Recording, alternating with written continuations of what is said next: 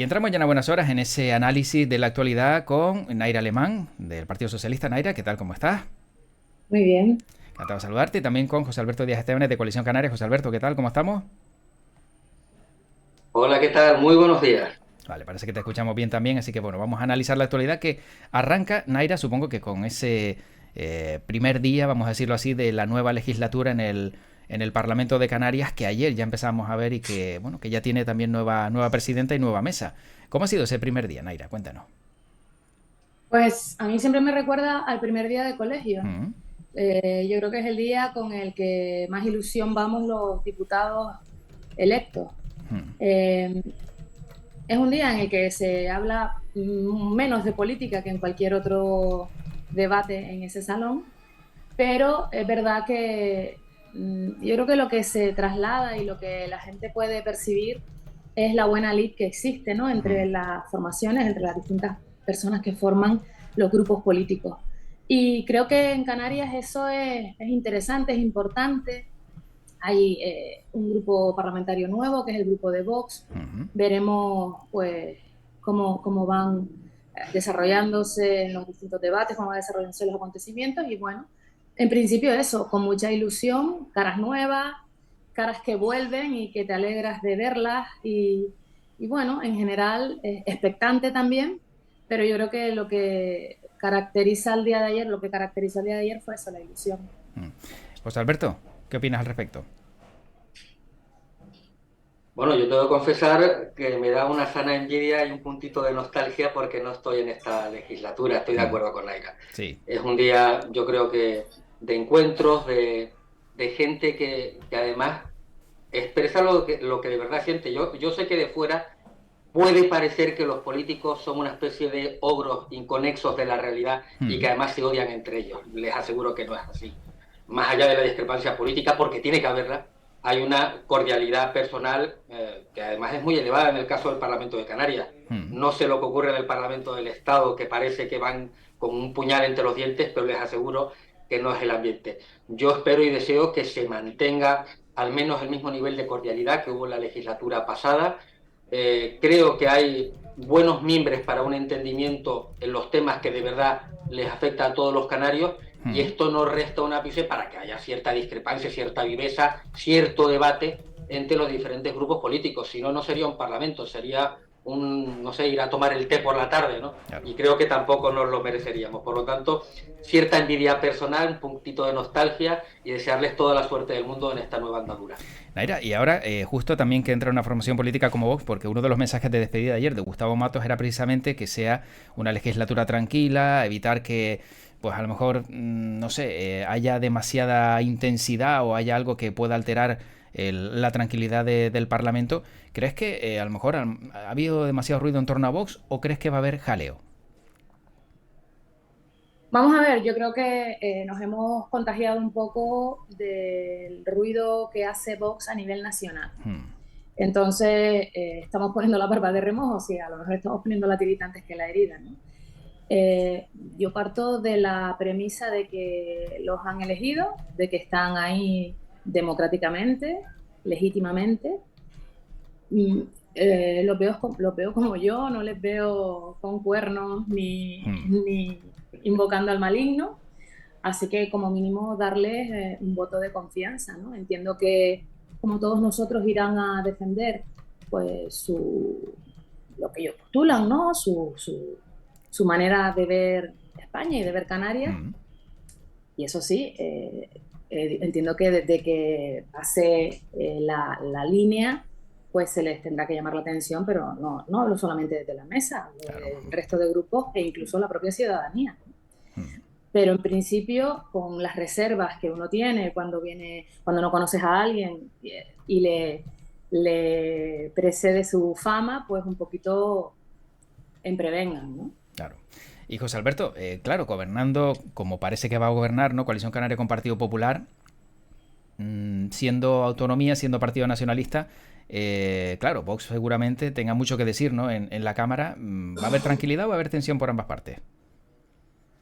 A ver, yo creo que hemos cometido un error grave todas las fuerzas políticas, incluyo la mía, Mm, y es convertir a Vox en el centro del debate. No lo son, no lo deberían ser. no es una fuerza emergente y tiene cierta presencia, pero no es ni mucho menos mayoritaria, ni son corrientes de opinión que comparta gran parte de la ciudadanía.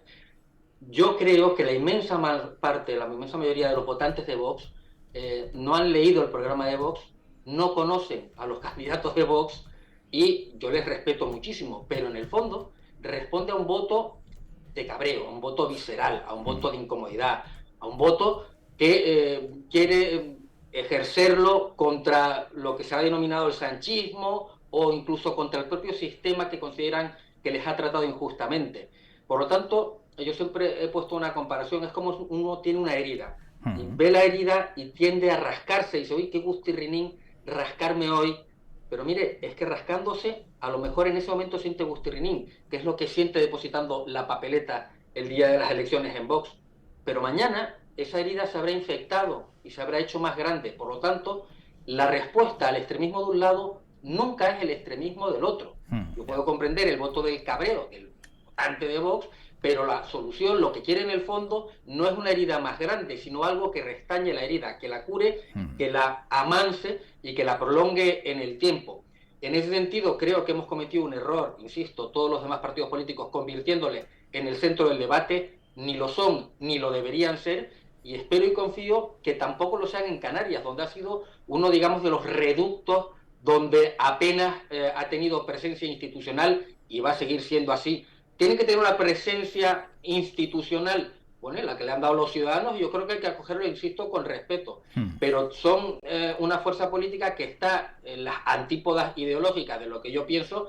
En el tema nacionalista, por supuesto, en fin, defienden desde la retirada de la autonomía a la retirada de derechos fundamentales bien ganados y consolidados que no se discuten en nuestra sociedad, y por lo tanto debaten buena lid, pero no les convertamos a ellos en el protagonista, porque cometeremos un error los demás partidos, digamos, constitucionalistas, democráticos y tolerantes. Bueno, veremos qué ocurre en esta legislatura. Acaba de empezar también, no nos podemos adelantar, ¿no?, demasiado de lo que puede ocurrir. Y hablando de otro asunto, esta mañana charlaba con José María Mañaricúa, presidente de la Federación de Hostelería y Turismo, ¿no?, de la provincia de Las Palmas, y le preguntaba sobre eso que por lo general estamos viendo que se dice mucho de hay puestos de trabajo pero no se ocupan. Él decía que no.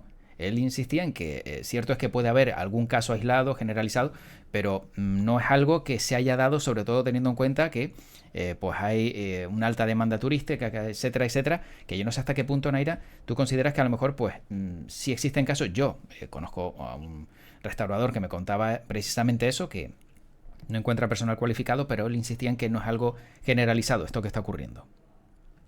Yo pienso igual, es decir, es cierto que cuando caminas sobre todo por las zonas turísticas, ves que hay demanda de trabajo, los propios establecimientos colocan en las puertas de su negocio, pues se busca personal, se busca camarero, se busca camarera, pero yo, además, aquí por deformación profesional, sé cómo son los periodos de prueba en la restauración, sé que también hay mucha picaresca, mucha gente que se aprovecha, bueno, no de decir mucha gente, pero sí hay gente que se aprovecha, y también hay mucha leyenda urbana. Es decir, yo recuerdo cuando terminaba la carrera que la gente decía, yo conozco un barrendero que es abogado y que no encuentro trabajo. Eso se ha dicho siempre, ¿no? Claro. Y lo de hay trabajo pero no se ocupa, bueno, puede que haya algún caso, pero no creo que sea una norma generalizada. Y también hay de todo entre los que buscan trabajo, y hay de todo entre los que buscan a esa gente trabajadora, ¿no?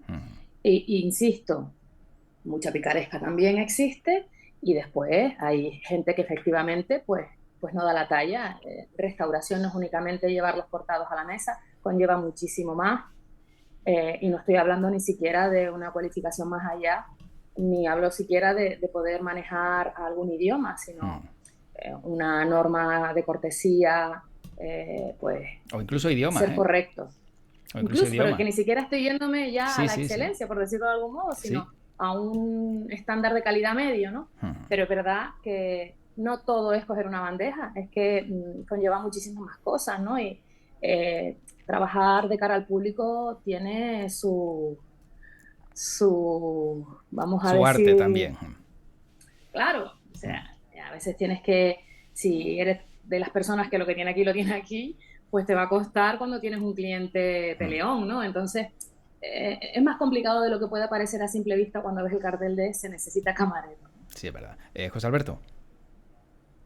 Sí, bastante de acuerdo. Es verdad que hay casos, todos conocemos algunos, es muy llamativo cuando sale en los medios de comunicación, pero a niveles de números globales no creo que sea un caso generalizado. También es verdad que hemos cometido el pecado, vuelvo a decirlo en primera persona del plural, pero unos más que otros, de demonizar el sector turístico, específicamente de demonizar al empresariado turístico. Mire, el empresariado turístico y especialmente el canario no es un demonio depredador del territorio y explotador de los trabajadores. Muy al contrario. El sector turístico canario, a pesar de esa especie de mantra de la turismofobia que se ha apoderado últimamente del discurso, de determinados discursos políticos, es un sector turístico con un modelo de éxito, con errores, con fallos, sin duda, pero un modelo de éxito que ha protegido mucho el territorio. En Canarias no llega al 4% del territorio de utilización turística. El 35 más o menos por ciento de los puestos de trabajo directos se genera del PIB, del Producto Interior Bruto en Canarias, se genera a través del turismo. El empresariado ha hecho un gran esfuerzo además en renovación de planta hotelera. Existen defectos y existen, por cierto, casos de abuso, sin lugar a dudas. Pero yo creo que hay que respetar y fomentar la capacidad generadora de empleo y riqueza que tiene el turismo, porque si no estaremos machacando el motor de nuestro avión. La gente dice, hombre, hay que diversificar la economía en Canarias. Hombre, sin duda. Pero cuando uno tiene un avión y tiene un motor que funciona bien, no se le ocurre apagarlo antes de poder encender otro. Muy al contrario, ese motor, el turismo, tiene que ser palanca de cambio para avanzar y potenciar otros sectores como son la propia agricultura, que no tendría una economía de escala si no vinieran 13, 14, 15 millones de turistas al año, para potenciar otro tipo de economías que tienen que ver más con la promoción tecnológica, etcétera. Y a partir de entender eso, entenderemos cómo también necesitamos un sector, una formación formada y profesionalizada para dar atención correcta a todo el que nos visita y a los propios bares y restaurantes que existen en nuestra tierra. Y a todo esto, entonces, lo que también se publicaba en estos días, Naira, sobre ese relevo generacional, ¿cómo va a ser? Porque teniendo en cuenta que, no sé, en Canarias vemos que la gente mayor cada vez se hace más mayor, normal, ¿no? Y ya los trabajadores de 55 años, pues 2 de cada 10, pues tienen ese rango, ¿no? De que son mayores de 55 años y cada vez hay más jóvenes. ¿Cómo va a ser ese relevo generacional de encontrar perfiles que quieran trabajar en Canarias, que sean jóvenes y en ocupaciones que a lo mejor pues están abandonando? Bueno, en el caso concretamente del turismo, creo que se lleva haciendo durante muchos años un esfuerzo desde las instituciones canarias, en concreto desde el gobierno de Canarias, por ejemplo, de Cansa. De Cansa está haciendo un trabajo estupendo que ya quisieran algunos de esos que se jubilan hoy en día, camareros, jefes de cocina y demás, haber podido pues recibir esa formación en tu casa, es decir, en tu tierra, no aprenderla en la universidad de la vida o pues yendo de puesto de trabajo en puesto de trabajo. A ver, yo creo que antes también, hablo de hace 60, 70 años, el boom del turismo en Canarias, todo valía, quiero decir, todo lo que se mantuviera en pie podía atender una mesa, porque tampoco exigía tanto el destino, pero como nos hemos ido pues alcanzando esa excelencia, debemos diferenciarnos del resto. Entonces creo que cada vez el personal debe ser más profesional y creo que ahí las instituciones canarias han hecho un esfuerzo, es decir, no solamente con formación profesional específica, sino también haciendo una apuesta pues, en esos hoteles escuelas, que cuando ves que hay una iniciativa privada de gente joven, en la mayoría de los casos han obtenido su formación en los hoteles escuelas. Claro. Estamos en un mundo distinto completamente, en un mundo digital, en un mundo globalizado, en el que quien más, quien menos ha tenido acceso a salir del país, a conocer otras culturas, otra gastronomía, y creo que cada vez es más exigente, ¿no? Entonces, ese relevo generacional, sin ninguna duda, viene mucho más formado, pero también ante nuevos retos que en este momento a lo mejor ni nos estamos planteando, ¿no? Y están a la vuelta de la esquina. Hablábamos hace algunas tertulias sobre la inteligencia artificial, hace 1 año o 2 años ni se nos pasaba por la cabeza. Entonces creo que pensar con los patrones viejos lo que va a venir es un error. Entonces creo que la gente tiene herramientas, creo que estamos armados ante lo que vaya a venir. Ese relevo generacional va a ser, pues, como decía, muchísimo más formado, con muchísima óptica, mucho más abierta que las anteriores, y veremos cuáles son los retos, ¿no? Sí, que a lo mejor no encontramos un zapatero, ¿no? El que nos pueda arreglar un zapato, pero sí encontramos a alguien que a través de una impresora 3D nos pueda hacer un zapato. Que dices, oye, pues Es mira, al que final, sí, sí. hasta los trasplantes, Sí.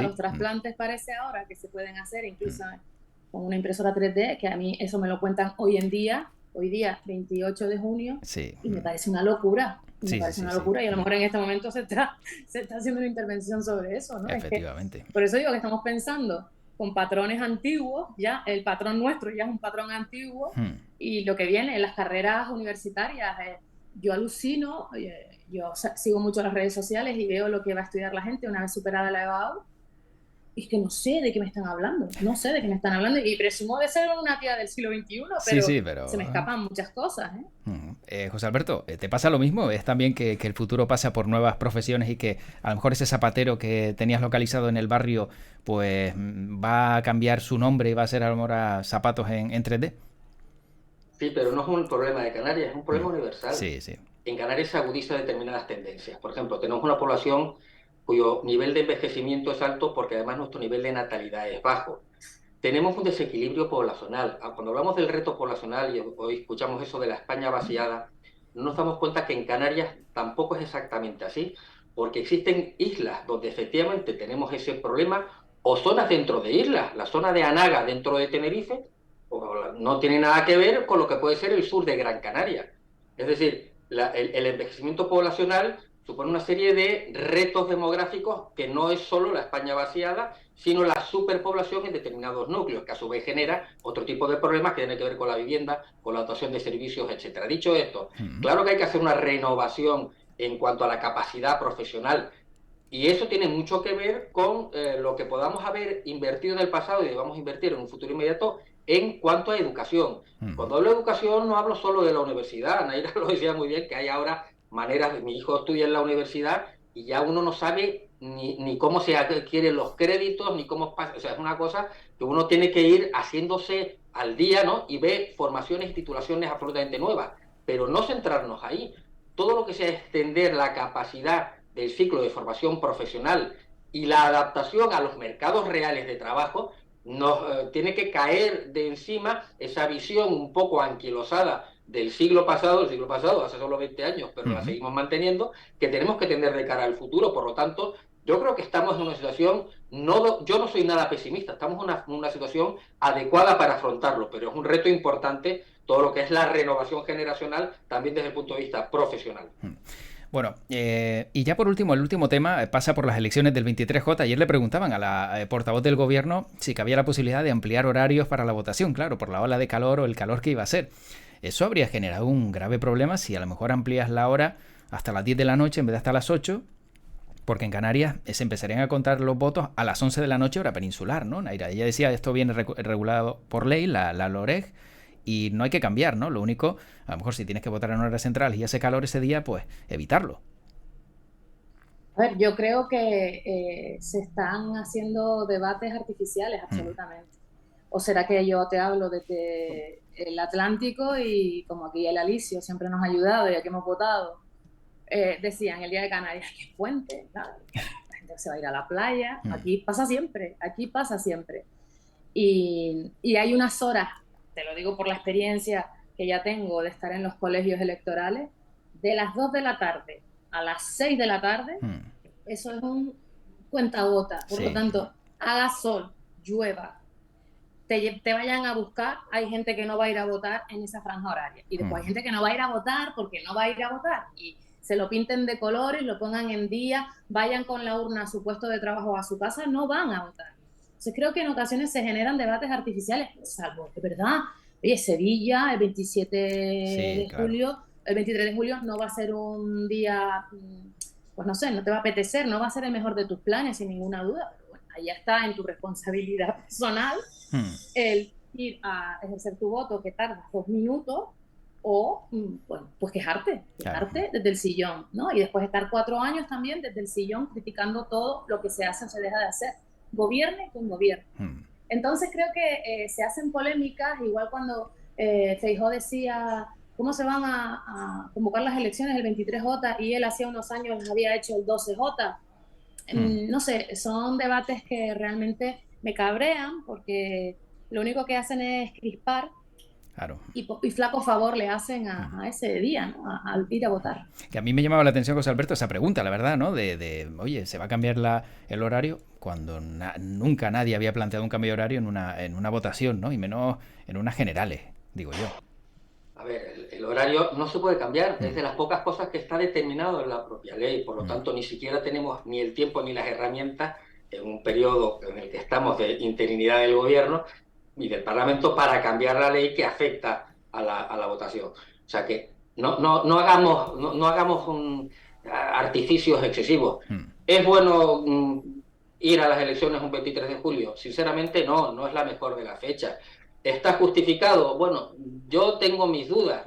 Yo creo que la intencionalidad del presidente del gobierno no es tanto dar cuenta del fracaso de las elecciones municipales y autonómicas como su propia estrategia personal de salvavidas de cara al futuro. Pero eso es una interpretación política que tenemos derecho a hacer las distintas fuerzas políticas. No convirtamos esto en una especie de obsesión de paranoia de la ciudadanía que afecte a la seguridad, a la salvaguarda del sistema democrático de votación, porque las consecuencias, cuando se quiebra la confianza del ciudadano en el sistema democrático, bueno, no tengo yo que decirla en voz alta, tenemos ejemplos lamentablemente en todo el mundo de lo que ocurre. Por lo tanto, es verdad, yo no creo que sea buena fecha, tiene muchos inconvenientes, no solo es en julio, creo que son 4 comunidades autónomas que además tienen puente ese fin de semana, bajará algo la participación. Oiga, pero está en nuestra responsabilidad institucional como partidos políticos para convencer y en las personas para ir a votar y ejercer nuestro derecho y nuestro deber. Y no convirtamos esto en lo que no debe ser, porque, insisto, las consecuencias de quebrar la confianza del ciudadano en el sistema es posiblemente dañar al propio sistema. Bueno, ya para acabar, muy rápidamente, Naira, anoche Pedro Sánchez el hormiguero, ¿lo viste, no lo viste? Y hoy Alberto Núñez Feijóo, ¿lo vas a ver o no lo vas a ver? No veo a Pablo Moto. Muy bien. Con eso te respondo. Bueno, es que realmente veo muy poca tele. Cada vez veo menos televisión. Las plataformas al final, y lo que hablábamos, ¿no? Algo que no pensábamos hace, yo creo que 6 años, sí. Ahora ocupa nuestras casas y cuando se te cae internet, estás como... Sí, buscando un libro, aunque sea, ¿no? Rápido. Sí. Discapacidad, o sea que no me interesa en absoluto ni su forma... Bueno, lo único que tenemos en común Pablo Moto y yo era el Bikram Yoga, lo único, imagínate. Lo único, sí, ya está. Bueno, José Alberto, ¿viste anoche a Sánchez y no sé si vas a ver a Feijóo hoy o ninguno de los dos?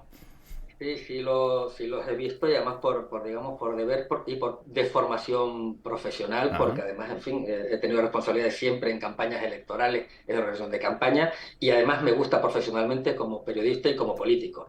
A ver, ¿sabes esa frase con la que suele empezar Pablo Moto de fulanito viene hoy a divertirse al hormiguero? Bueno, pues Pedro Sánchez no vino a divertirse al hormiguero, vino a otra cosa. Vino a ejercer esa tournée de los medios de comunicación donde solo le falta el pasapalabra y la carta de ajuste. O sea, ha pasado por el intermedio, por Évole, siempre empieza jugando en casa para después ir conquistando otros ámbitos y está acudiendo a medios de comunicación y a programas que previamente ha insultado en público y en privado él y todo su gobierno, lo cual no deja de ser llamativo. Hay que reconocerle a Pedro Sánchez una capacidad de llegar a una cercanía, una facilidad en los medios de comunicación que es verdaderamente indudable.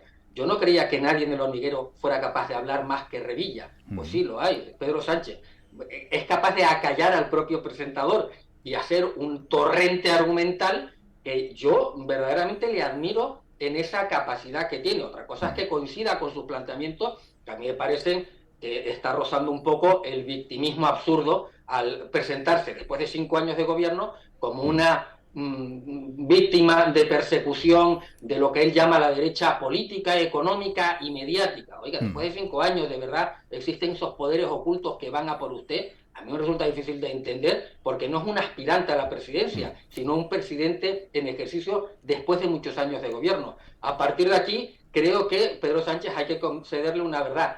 Es un animal televisivo, es un animal de la comunicación, y a pesar de tenerlo aparentemente muy difícil de cara a las elecciones, en fin, le hemos visto hacer milagros en el pasado, por lo tanto, que nadie apueste a caballo ganador con toda seguridad. Bueno, por aquí dice, yo solo he visto clips, pero lo vi muy bien.